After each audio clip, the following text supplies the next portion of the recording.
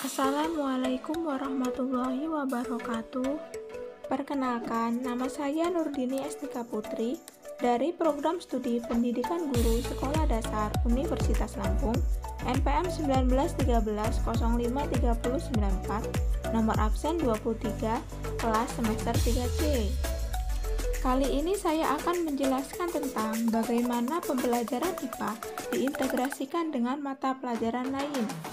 Berdasarkan buku tematik terpadu kurikulum 2013, kelas 3 SD, tema 3, benda di sekitarku, subtema 1, aneka benda di sekitarku, pembelajaran 1. Langsung saja kita masuk pada pembelajaran. Selamat menyaksikan. Assalamualaikum warahmatullahi wabarakatuh. Selamat pagi. Apa kabar anak-anak semua? Alhamdulillah, sehat semua ya. Agar kita dapat belajar dengan semangat. Sebelumnya, Ibu akan melakukan absensi pada hari ini. Siapa yang tidak hadir? Hadir semua ya? Ya, baik. Untuk memulai pembelajaran pada hari ini, marilah kita berdoa terlebih dahulu. Berdoa mulai. Berdoa selesai. Sekarang kita akan belajar tentang aneka benda di sekitarku. Coba perhatikan benda di sekitarmu. Benda apa yang kalian lihat? Ya, ada meja, kursi, buku, gelas, TV, dan sebagainya. Apakah manusia, hewan, dan tumbuhan juga termasuk ke dalam benda? Ya, betul sekali. Manusia, hewan, dan tumbuhan merupakan benda. Manusia, hewan, dan tumbuhan merupakan benda hidup. Sedangkan meja, kursi, dan buku merupakan benda mati. Sebelumnya, apakah anak-anak ada yang tahu apa itu benda? Benda merupakan segala sesuatu yang menempati ruang dan mempunyai massa. Massa benda dapat diukur dengan cara ditimbang. Lalu, bagaimana dengan cahaya? Apakah cahaya termasuk ke dalam benda? Cahaya dan panas bukanlah benda. Cahaya dan panas tidak menempati ruang dan tidak dapat ditimbang. Sekarang, coba anak-anak perhatikan gambar berikut ini. Lingkarilah gambar yang bukan termasuk benda. Coba kita lihat pada gambar pertama. Terdapat gambar panas api unggun. Apakah panas api unggun termasuk benda? Ya, panas api unggun bukan merupakan benda karena tidak mempunyai massa dan tidak dapat ditimbang. Lalu gambar kedua terdapat minyak goreng. Apakah minyak goreng termasuk benda? Ya, betul sekali. Minyak goreng merupakan benda karena dapat ditimbang. Yang selanjutnya ada cahaya lampu. Apakah cahaya lampu termasuk ke dalam benda? Cahaya lampu bukanlah benda karena cahaya lampu tidak menempati ruang dan tidak dapat ditimbang. Gambar keempat terdapat ember. Apakah ember termasuk benda? Ya, betul sekali. Ember merupakan benda. Yang selanjutnya ada es. Apakah es termasuk benda? Betul sekali. Es merupakan benda.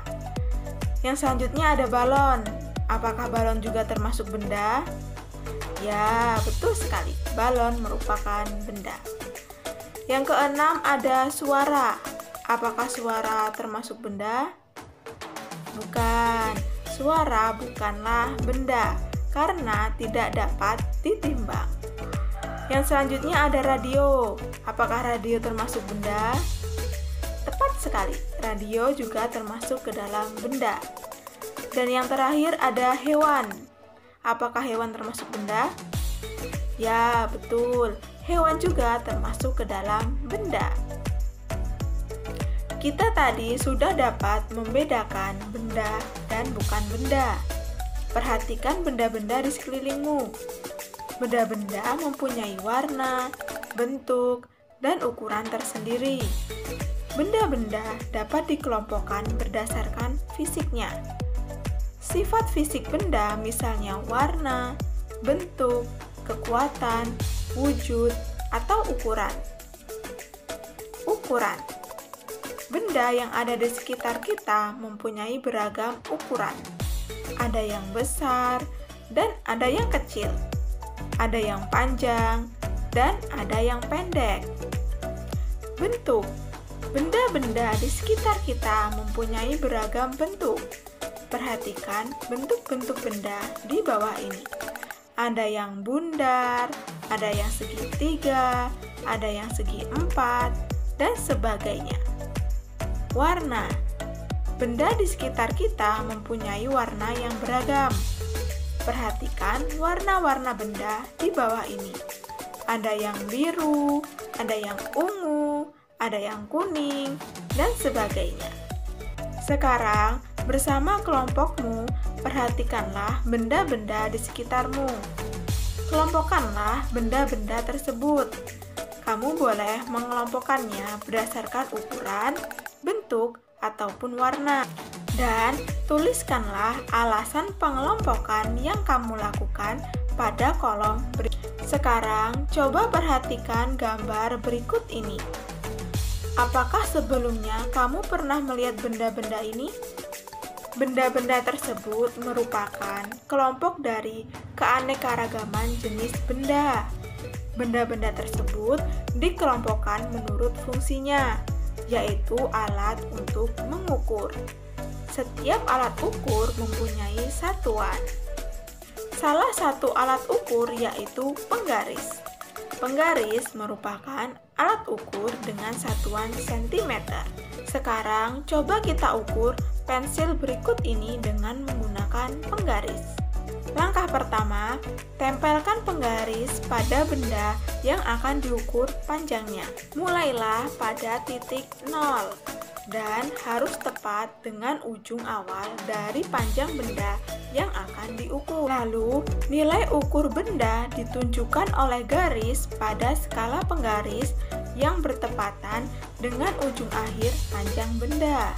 Sekarang, marilah kita membaca teks berikut ini secara bersama-sama. Benda dapat dibuat dari bermacam-macam bahan. Ada benda yang terbuat dari batu, kayu, besi, kaca, plastik, dan lainnya.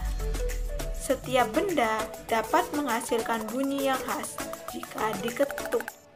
Setiap benda dapat menghasilkan bunyi yang khas jika diketuk. Benda-benda tersebut menghasilkan bunyi yang berbeda.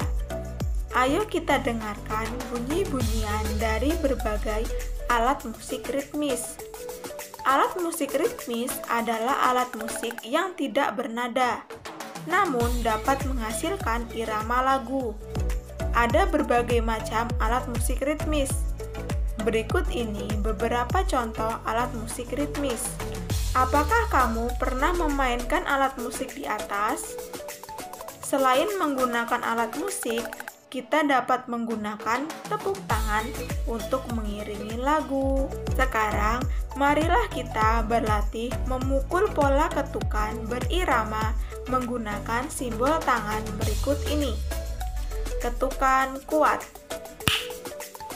ketukan sedang, ketukan lemah. Selanjutnya, bersama kelompokmu, buatlah pola irama sendiri. Setelah itu, tampilkan pola iramamu di depan kelas. Baik, mungkin cukup sekian pembelajaran kita pada hari ini. Ibu berharap kalian semua dapat memahami apa yang kita pelajari. Ibu memohon maaf apabila ada kesalahan. Ibu akhiri, wassalamualaikum warahmatullahi wabarakatuh. Baik, mungkin cukup sekian yang dapat saya sampaikan. Saya pribadi memohon maaf apabila ada kesalahan. Saya akhiri, wassalamualaikum warahmatullahi wabarakatuh.